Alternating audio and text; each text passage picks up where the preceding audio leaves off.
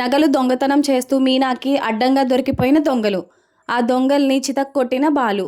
అసలు ఇదంతా ఎలా జరగబోతుందో తెలుసుకోవాలనుకుంటే ఇప్పుడే మన ఛానల్ని సబ్స్క్రైబ్ చేసుకొని పక్కనే ఉన్న బెల్ ఐకాన్ని క్లిక్ చేయండి.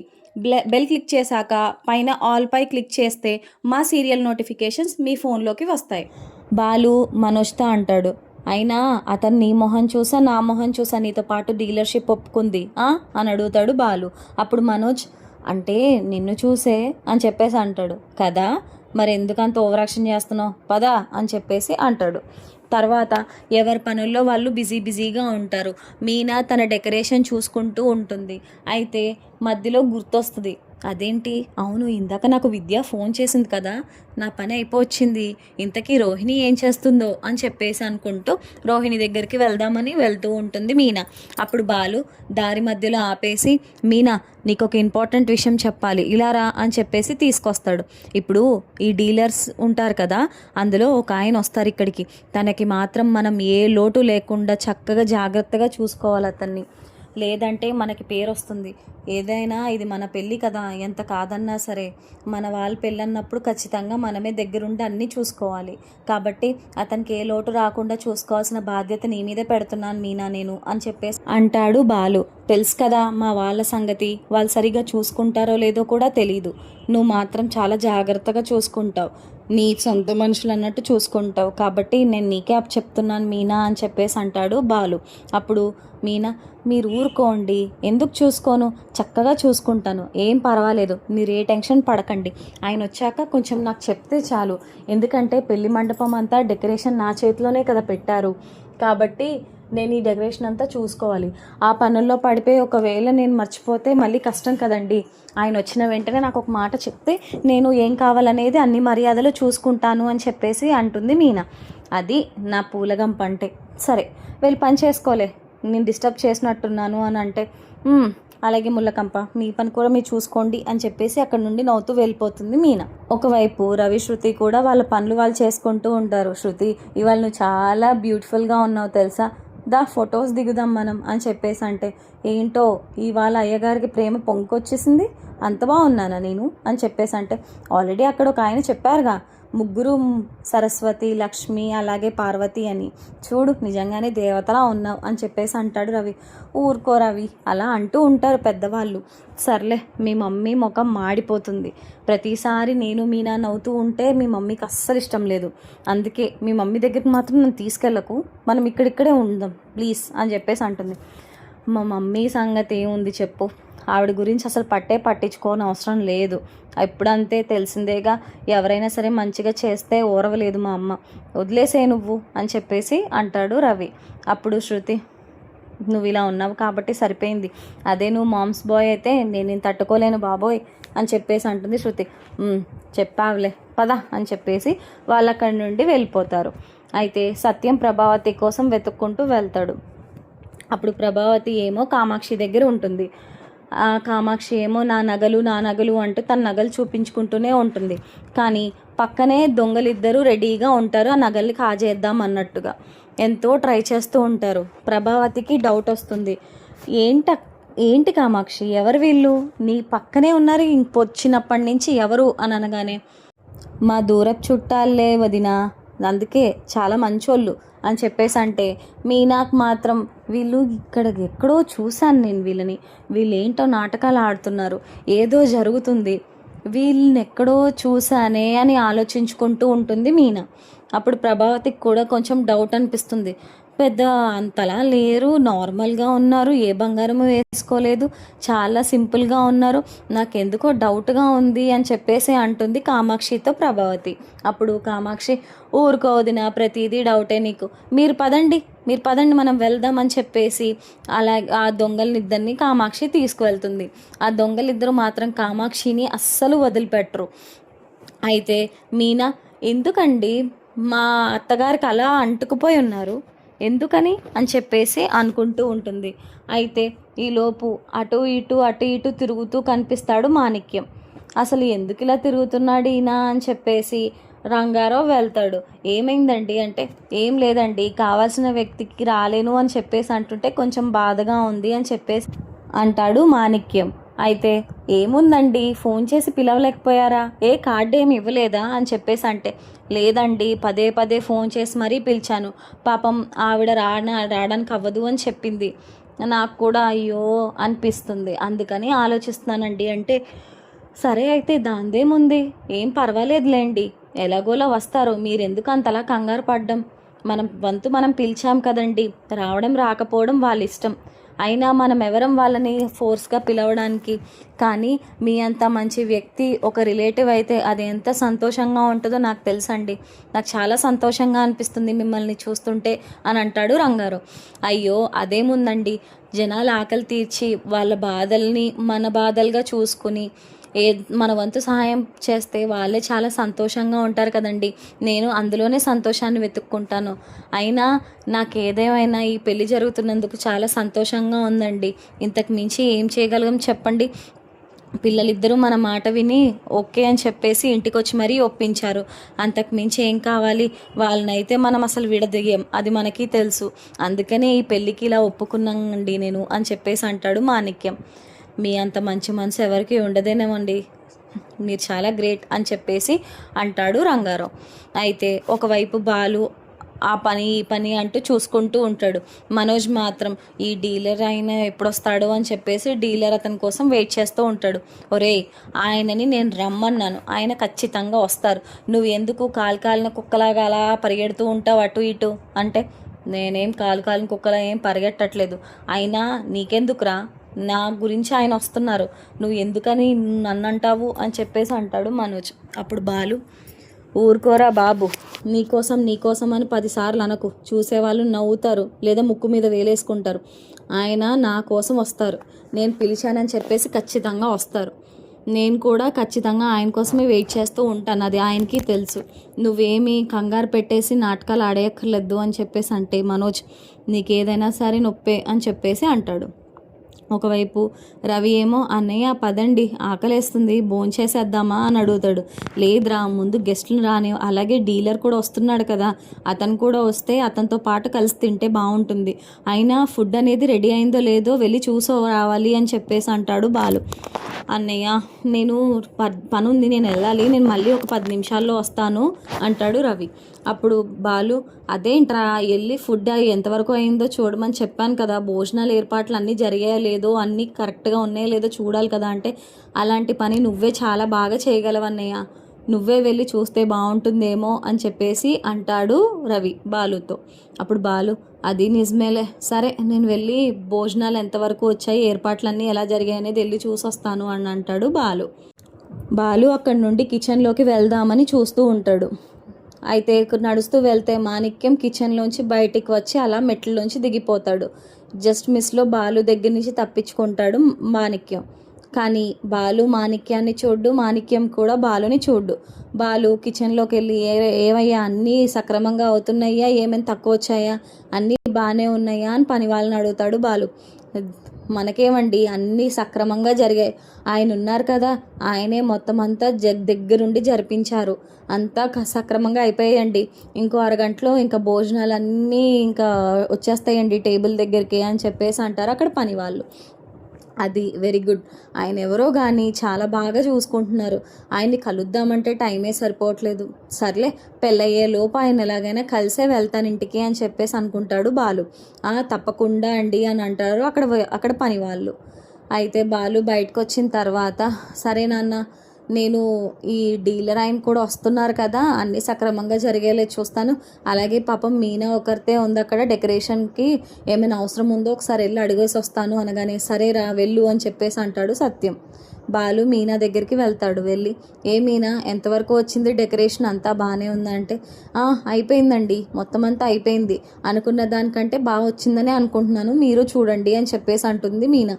అవును మీనా, చాలా చాలా బాగుంది, అయినా నీ చేతిలో పెట్టిన తర్వాత నువ్వు ఎలా చూసుకుంటావో తెలీదా, అన్నీ చక్కగా చూసుకుంటావు, ఏం పర్వాలేదులే అమ్మయ్య అని చెప్పేసి అంటాడు బాలు. అంటే నా మీద అంత నమ్మకమా మీకు అని అడుగుతుంది మీనా. ఎందుకు ఉండదు మీనా, నువ్వు ఏ పని ఇచ్చినా సరే దాని వంతు ప్రయత్నంగా నీ కష్టమంతా దాని మీదే పెడతావు కాబట్టి అది చక్కగా మారుతుంది. నాకు తెలుసు కదా, అది చక్కగా వచ్చేదాకా నువ్వేమైనా ఊరుకుంటావా? లేదు కదా అని చెప్పేసి అంటాడు బాలు. చాలా థ్యాంక్స్ అండి, మీ సపోర్ట్ వల్లే నేను ఇలా ఉన్నాను. మీరు చక్కగా ఇలా సపోర్ట్ చేస్తే నేను ఇంకా ఎన్నో ఎదుగుతాను, నేను చాలా బాగా చూసుకుంటాను, నా పనిలో నేను 100% ఇస్తాను అనగానే కరెక్ట్ మీనా అని చెప్పేసి వస్తుంది శృతి. చూసావా బాలు, మీనా నీ మీద ఎంత పొగుడుతుందో నిన్ను. తన వంతు తను ప్రయత్నిస్తుందంట, ఎంత చక్కగానో చేస్తుందంట. చెప్పాను కదా, ఒక భార్య వెనకాల భర్త ఉండి నువ్వు చేయగలవనే సపోర్ట్ ఇస్తే ఎవరైనా హ్యాపీగా చేయొచ్చు. నాకు అలానే రవి అలాగే హ్యాపీగానే చూసుకుంటాడు. మేమందరం చాలా లక్కీ మీరు దొరికినందుకు అని చెప్పేసి అంటుంది శృతి. అప్పుడు మీనా, అంతే కదా శృతి, ఉన్నదే కదా మనం చెప్తాం. వెనకాల భర్త ఉండి తోడుగా ఉండి ప్రతి దాంట్లో నువ్వు చేయగలవు అని చెప్పేసి అంటే ఏ భార్య అయినా సరే అన్నీ కరెక్ట్గా చేయగలుగుతుంది అని చెప్పేసి అంటుంది మీనా. సరే శృతి, పువ్వులన్నీ పెట్టేశాను, కొంచెం ఇదంతా డస్ట్గా ఉంది, అదంతా క్లీన్ చేసేస్తే ఒక పని అయిపోతుంది. నేను ఆ పనిలో ఉంటాను, అక్కడ బయట పని వాళ్ళు కూడా ఉన్నారు, వాళ్ళని పిలిస్తే ఇదంతా శుభ్రం చేస్తారు, నేను వెళ్ళి వాళ్ళని పిలుచుకొని వస్తాను అని చెప్పేసి అంటుంది మీనా. అప్పుడు సరే మీనా, నీకేమైనా హెల్ప్ కావాలంటే నన్ను అడుగు, నేను వస్తాను అని చెప్పేసి అంటుంది శృతి. లేదు శృతి, మొత్తం పనంతా అయిపోయింది, జస్ట్ ఇది క్లీన్ చేయడమే బ్యాలెన్స్ ఉంది అని చెప్పేసి అంటే సరే మీనా అని శృతి అక్కడ నుండి వెళ్ళిపోతుంది. మీనా నడుచుకుంటూ ఆ పని వాళ్ళ దగ్గరికి వెళ్ళి పని చెప్దాము అని చెప్పేసి వెళ్తుంది. ఈలోపు ఆ దొంగలిద్దరూ మాట్లాడుకోవడం వింటుంది. చూసారా ఎంత బాగున్నాయి ఆవిడ ఒంట్ల మీద నగలు, అలాగే పెళ్ళికి వచ్చిన నగలు కూడా బోల్డ్ వచ్చి ఉంటాయి, ఖచ్చితంగా బోల్డ్ మంది వేసుకుని వచ్చి ఉంటారు. మనం ఎలాగైనా కాజేయాలండి. పడక మనం గొప్ప ఇంటి వాళ్ళ ఇంట్లో ఫంక్షన్లోనే పడ్డాం. ఆవిడ మెళ్ళో నగలు చూస్తుంటే నా చెయ్యి అస్సలు ఆగట్లేదు తెలుసా మీకు, అసలు ఎంత బాగున్నాయో నగలు, ఖచ్చితంగా వాటిని కాజేస్తాను పెళ్ళి అయిపోయే లోపు అని చెప్పేసి అంటుంది ఒక ఆవిడ. అయితే వాళ్ళ హస్బెండ్ కూడా, అవునే, నువ్వు బాగా మాట్లాడతావు, నాకంటే బాగా మాట్లాడతావు, ఇంకా నయ్యం దొరికిపోతామేమో అని భయపడ్డాను నేను. ఖచ్చితంగా ఆ చేత్తో కాజేసి ఆ నెక్లెస్ అవన్నీ కాజేసి మనం ఇక్కడ నుండి ఎంత తొందరగా వీలైతే అంత తొందరగా వెళ్ళిపోవాలి. మళ్ళీ మన మీద డౌట్ వస్తుంది, అసలే బయట పోలీసులు మన కోసం వెతుకుతున్నారు అని చెప్పేసి మాట్లాడతారు. అప్పుడు ఆవిడ, ఊరుకోండి, మనం ఎక్కడికి వెళ్ళిపోతాం, ఏం కాదు, మనం జాగ్రత్తగా తీసుకొని సైలెంట్గా ఎస్కేప్ అయిపోవడమే. ఎవ్వరు చూస్తారు మనల్ని, మనం మాత్రం జాగ్రత్తగా ఉంటాం కాబట్టి ఎవ్వరు మనల్ని ఏమీ చేయలేరు అని చెప్పేసి అంటుంది. అప్పుడు వాళ్ళ ఆయన, ఊరుకో, నువ్వు అస్సలు అలాంటి పిచ్చి మాటలు మాట్లాడకు, ఎందుకైనా మంచిది, మన జాగ్రత్తగా మనం ఉండాలి, మనం జాగ్రత్తగా ఉంటే పోలీసు వాళ్ళు మన వెనకాల పడుదురా, లేదు కదా, కాబట్టి నువ్వు ఇలాంటి ఆలోచనలు లాంటివి ఏం పెట్టుకోకు, మనం జాగ్రత్తగా వాటిని దొబ్బేసామా డైరెక్ట్గా తీసుకెళ్ళిపోయి ఎక్కడైనా దాచుకున్నామా, అలా ఉండాలి అని చెప్పేసి అంటాడు దొంగ. అప్పుడు మీనా ఈ మాటలు విని, అమ్మా, అంటే నేను అనుకున్నది కరెక్టే, వీళ్ళని నేను ఎక్కడో చూశాను, వీళ్ళు దొంగలు, నేను చూశాను, ఖచ్చితంగా చూశాను, అందుకే నాకు డౌట్ వచ్చింది.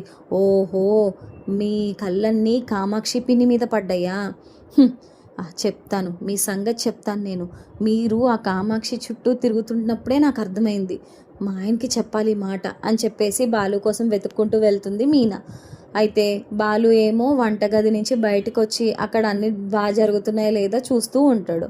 అయితే తర్వాత ఏవండి అని పిలుస్తుంది మీనా బాలుని. అప్పుడు బాలు, ఏంటి మీనా, ఏమైంది, అంత కంగారుగా ఉన్నావేంటి అంటే, ఏవండి, మీకు ఒక అర్జెంటుగా ఒక విషయం మాట్లాడాలండి మీతో, ఇక్కడ చాలా దారుణం జరుగుతుందండి అని చెప్పేసి అంటుంది మీనా. దారుణమా, ఏమైంది మీనా అని చెప్పేసి అడుగుతాడు బాలు.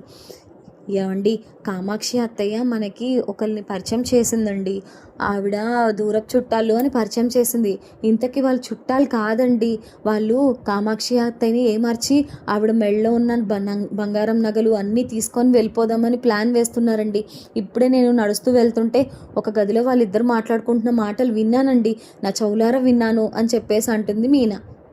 అప్పుడు బాలు, నిజమా, వాళ్ళు ఇక్కడే ఉన్నారా వెళ్ళిపోయారా అని చెప్పేసి అడుగుతాడు బాలు. లేదండి, ఆ రూమ్లో ఇద్దరు మాట్లాడుకుంటున్నారు, నాకు తెలిసినంత వరకు ఖచ్చితంగా వాళ్ళు ఏదో ప్లాన్ వేసే ఉంటారండి, కామాక్షి అత్తయ్య నగల కోసం వేచి చూస్తున్నారండి వాళ్ళు అని చెప్పేసి అంటుంది మీనా. సరే మీనా, నేను చెప్పిన ప్లాన్ మాత్రం అమలు చేయి, మేము చూసుకుంటాము అని చెప్పేసి అంటాడు బాలు. అప్పుడు మీనా, సరేనండి, ఏం చేయమంటారు అంటే, నువ్వు వెళ్ళి వాళ్ళని పట్టుకు, పట్టుకున్న తర్వాత నేను మీ పక్కనే ఉంటా. నేను మనోజ్ని, రవిని కూడా మాట్లాడతాను. ఎందుకంటే కొంచెం ఎక్కువ మంది ఉంటే వాళ్ళు తప్పించుకోవడానికి సులువుగా ఉండదు. ఖచ్చితంగా మార్గాలన్నీ మూసుకుపోతాయి.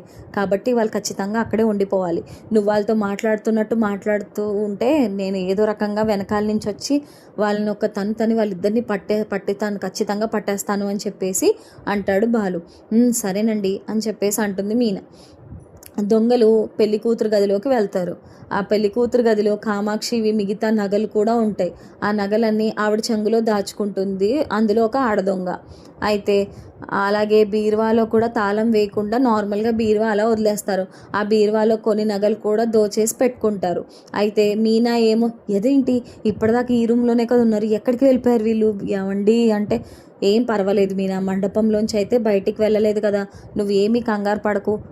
మండపం నుంచి బయటికి వెళ్తేనే బాధ, మండపంలోనే ఉంటే మన కళ్ళకి ఖచ్చితంగా కనిపిస్తారు అని చెప్పేసి అంటాడు బాలు. అప్పుడు మీనా వెతుకుతూ ఉంటుంది. ఈలోపు వాళ్ళిద్దరిని చూస్తాడు సత్యం. ఏమైందిరా అంటే జరిగిన విషయం చెప్తాడు బాలు. అయితే నేను అందరినీ పిలుచుకుని వస్తాను, మీరు వాళ్ళిద్దరిని ఏదో రకంగా ఆపండి అని చెప్పేసి అంటాడు సత్యం. అయితే సత్యం ప్రభావతిని, రవిని, మనోజ్ని, రోహిణిని అందరినీ ఫ్యామిలీ మెంబర్స్ని అందరినీ పిలుచుకొని రెడీగా ఒక దగ్గర ఉంటాడు సత్యం. తర్వాత బాలు మీనా వాళ్ళని వెతక్క పెళ్లి కూతురు గదిలో కనబడతారు వాళ్ళిద్దరు. అయితే మీనా వెళ్తుంది. మీ ఇద్దరు ఇక్కడేం చేస్తున్నారు అని అడుగుతుంది మీనా. అది కాదమ్మా, కామాక్షి మా వదినే కదా, మా దూరపు చుట్టాం, మామూలుగా నీరసంగా ఉంది, రూమ్లో ఏసీ ఉంది కదా, అందుకని ఇక్కడ కూర్చున్నాము అని చెప్పేసి అంటుంది ఆడదొంగ. అయితే మీనా అవునా నమ్మమంటారా అని చెప్పేసి అంటుంది. అదేంటమ్మా మేమేదో దొంగల్లాగా అలా చూస్తావేంటి మమ్మల్ని అని చెప్పేసి అడుగుతుంది ఆ దొంగ. అయితే దొంగలు కాదా మీరు అని అడగగానే ఇద్దరు నోట్లో నీళ్ళు నములుతా అమ్మో అమ్మో అనుకుంటూ టెన్షన్ పడిపోతూ ఉంటారు. అయితే అందులో మగతను, అయినా ఏంటమ్మా ఇది, పెళ్ళికి వస్తే ఇలా ఎంక్వైరీ చేస్తారా, మేము కామాక్షి దూరపు చుట్టాలం అని చెప్పేసి అంటే, దూరపు చుట్టాల్లో దగ్గర చుట్టాల్లో ఎంతసేపు కామాక్షి కామాక్షి అంటున్నారు, సరే పెళ్లి కూతురు పేరేంటో చెప్పండి అని చెప్పేసి అంటారు. కానీ వాళ్ళు పోలీస్ దగ్గర నుంచి తప్పించుకునే క్రమంలో పెళ్లి కూతురు కానీ పెళ్లి కొడుకు కానీ ఎవరో ఏంటో ఏమీ తెలియదు. ఒక కామాక్షి పేరు విన్న తర్వాత కామాక్షి కామాక్షి అని పట్టుకొని ఉంటారు ఆ దొంగలు. అప్పుడు చూసారా, పెళ్లి కూతురు పేరు తెలీదు, పోనీ పెళ్లి కొడుకు తరపు అంటే పెళ్లి కొడుకు తరపు కాదు, కనీసం పెళ్లి కూతురు తరపు కాబట్టి పేరు కూడా తెలుసుకొని ఉండాలి. కానీ మీరేమో కామాక్షి కామాక్షి అంటూ మా పిన్నినే మాట్లాడుతున్నారు, ఏం చెప్పాలి మీకు అని చెప్పేసి అంటుంది మీనా. ఆహా అవునా, ఏం చెప్పాలి, ఎలా చెప్పాలి, అయినా నీకేమైందమ్మాయి, ఆవిడికి లేని బాధ నీకేంటి అని చెప్పేసి అంటాడు మగ దొంగ. అయితే మీ ఇద్దరు కుదురుగా ఉండండి, లేదంటే ఇక్కడి నుంచి వెళ్ళిపోండి, అయినా మీరేంటో నాకు అర్థమైపోయిందిలే అనగానే ఇద్దరు ముఖం చూసుకుంటారు. అంటే ఏమర్థమైపోయింది, సర్లే అని చెప్పేసి మేము ఇక్కడ ఉండడం నీకు ఇష్టం లేదేమోలే అని చెప్పేసి ఇద్దరు నడుచుకుంటూ వెళ్ళంగానే మీనాని గుద్దుకుని ఆ కింద నగలన్నీ పడిపోతాయి. మీనాని గుద్దుకున్న తర్వాత మీనా అవి చూసి నాకు తెలుసు మీరు దొంగలని అని చెప్పేసి అనగానే మీనాని తోసేసి పారిపోబోతారు దొంగలిద్దరు. అయితే బాలు, మనోజ్ అలాగే రవి ముగ్గురు కూడా ఇద్దరిని ఆపేస్తారు. ఏంటి ఎక్కడికి, నగలు తీసుకొని వెళ్ళండి అని చెప్పేసి అంటాడు బాలు. అది అంటారు ఆ ఇద్దరు దొంగలు కూడా. ఎన్ని నాటకాలు ఆడారు మీరు, మా కామాక్షి అత్త వాళ్ళ బంధువుల దూరపు చుట్టాల మమ్మల్ని నమ్మమంటారా, ఏం మాట్లాడుతున్నారో మీకైనా తెలుస్తుందా, సిగ్గు లేకపోతే సరి, ఇలా దొంగతనం ఎవడైనా చేస్తాడా, ఛీ ఇలాంటి వాళ్ళ మీరు, అలా అబద్ధాలు చెప్పి ఒక పెళ్లిలోకి దూరి మళ్ళీ ఇలాంటి నాటకాలు ఆడుతున్నారా, మళ్ళీ అదే పని చేస్తున్నారు అని చెప్పేసి ఆ మగతన్ని చితక్కొడతారు. ఆడావిడ సంగతేమో ప్రభావతి చూసుకుంటుంది. నీకు అసలు సిగ్గుందా, ఇలా ఇంటికి వచ్చి ఇలాంటి నాటకాలు ఆడతావా నువ్వు, అయినా అలా ఎలా ఏమర్చావు మా కామాక్షిని, అదొక పిచ్చిది, పొగిడితే పడిపోతుంది, అయినా నీకు అసలు బుద్ధుందా, తెచ్చిన నగలు తెచ్చినట్టుగా అక్కడ పెట్టు, ఎక్కడున్నాయో అక్కడ పెట్టు, ఇటు పాడేసావంటే మాత్రం నేను అస్సలు ఊరుకునేదే లేదు అని చెప్పేసి అంటుంది ప్రభావతి. అయితే ఆడదొంగ భయపడి అక్కడ పెట్టేసి నడుచుకుంటూ వస్తే చెంప పగలగొట్టేస్తుంది ప్రభావతి ఆవిడ్ని. అదేంటి అలా కొడతారు అంటే, నిన్ను కొట్టడం కాదు, పోలీసులకు ఆల్రెడీ ఫోన్ చేశాము, వాళ్ళు వచ్చి మిమ్మల్ని జైల్లో పడేస్తారు, అసలు ఏం చేస్తున్నారో మీకైనా అర్థమవుతుందా, ఇది పెళ్ళిళ్ళు అనుకుంటున్నారా ఇంకేమైనా అనుకుంటున్నారా, ఇక్కడ కూడా దొంగతనమేనా, సరిగ్గా చక్కగా ఏదో ఒక పని చేసుకుని బతకడం మానేసి ఇదేం పిచ్చి పని చిచ్చి అని చెప్పేసి అంటుంది ప్రభావతి. అప్పుడు బాలు, ఏరా నీకైనా బుద్ధి లేదా? ఇలా పిచ్చి పిచ్చి పనులు చేసుకుంటూ బతికే బదులు కొంచెం జాగ్రత్తగా ఏమైనా సంపాదించుకుని బతకచ్చు కదరా. ఏం మనుషులరా మీరు, చిచ్చి ఇలాంటి పని ఎప్పుడు చేయకూడదు, అసలు పిచ్చి ఏమైనా పట్టిందా మీకు అని చెప్పేసి అడుగుతాడు. అప్పుడు లేదండి ఇంకెప్పుడు ఇలాంటి పని చేయం, ప్లీజ్ అండి పోలీసుల్ని పిలవకండి అంటే, మమ్మల్ని పిలవకుండా మరి మిమ్మల్ని ఎవరు పట్టుకుంటారా అని చెప్పేసి అడుగుతారు పోలీసులు. అదేంటండి పోలీసులు పిలిచేశారా అని చెప్పేసి అంటే, అప్పుడు మనోజ్, పిలవక మీకు ఇక్కడ బొట్టు అంతా పెట్టేసి తాంబూలం ఇచ్చి చక్కగా భోజనం పెట్టి పంపిస్తారనుకున్నావా? ఏం మాట్లాడుతున్నారు మీరు? అసలు ఇలాంటి పిచ్చి పనులు ఎలా చేస్తారు? పెళ్ళికి వచ్చిందే కాక ఆ పెళ్ళిలోనే దొంగలయ్యి చక్కగా అన్నీ దోచేసుకుని పోతే మేము అలా చూస్తూ కూర్చోమంటారా మమ్మల్ని? సార్ తీసుకెళ్ళండి సార్, వీళ్ళిద్దరినే కదా మీరు వెతుకుతున్నానన్నారు, తీసుకువెళ్ళండి సార్ అని చెప్పేసి అంటాడు మనోజ్. తీసుకెళ్ళండి సార్, అస్సలు సిగ్గు లేదు, ఏం మాట్లాడుతున్నారో వీళ్ళకే తెలియట్లేదు, దొంగలు అన్న తర్వాత మరీ ఇలా ఉంటారా? పిల్లవని పెళ్ళికి వచ్చారు, కనపడింది దూరేశారు, ఇప్పుడేమో ఇలా నాటకాలు ఆడుతున్నారు అని చెప్పేసి అనగానే పోలీసులు వాళ్ళిద్దరిని పట్టుకుంటారు. ఈ గొడవ ఏంటా అని చెప్పేసి మాణిక్యం అటువైపు నుంచి వస్తాడు. ఏమైందండి, ఏం జరిగింది అని చెప్పేసి వేరే వాళ్ళని ఎవరినో అడిగితే, దొంగలు పడ్డారండి, దొంగలు దోచుకుపోబోయారు డబ్బులు, అప్పుడే అక్కడ ఇద్దరున్నారు పాపం, వాళ్ళే ఇళ్ళని పట్టుబట్టించారండి అని చెప్పేసి అనగానే, అవునా, ఎంత పెద్ద ప్రమాదం తప్పింది, అయ్య బాబోయ్, అయ్యయ్యో, సరేనండి అని చెప్పేసి మాణిక్యం నడుచుకుంటూ దగ్గరకు వస్తాడు. అప్పుడు రోహిణి మాణిక్యం రావడం చూస్తుంది. అదేంటి ఇతను ఇక్కడున్నాడేంటి, అయ్య బాబో ఇతని దగ్గరకు వచ్చాడంటే ఇంకేమైనా ఉందా, నా బండారం అంతా బయటపడిపోతుంది, ఆపమని చెప్పాలి, ఎలాగా అని చెప్పేసి ఆలోచించుకుంటూ ఉంటుంది.